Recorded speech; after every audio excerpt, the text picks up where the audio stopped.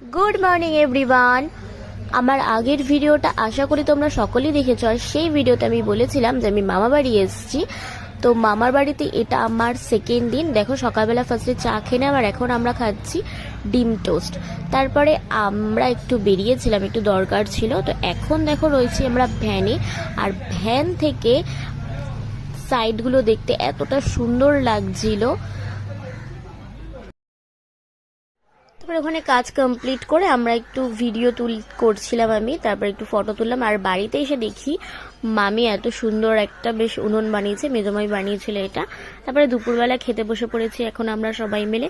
এখানে আছে শাক ভাজা, ডিমের তরকারি, তারপর কালকে একটু চিকেনও ছিল, আর রয়েছে মাছের তরকারি। তো এগুলো দিয়ে আমরা দুপুরবেলা খাবার কমপ্লিট করলাম। আর সন্ধ্যেবেলা মামা নিয়ে এসেছিল এখানে মোগলাই আর চিকেন পকোড়া। তো আমার আজকের মতো ভিডিওটা এতটুকুই, দেখা হচ্ছে নেক্সট ভিডিওতে। ততক্ষণের জন্য চলো টাটা।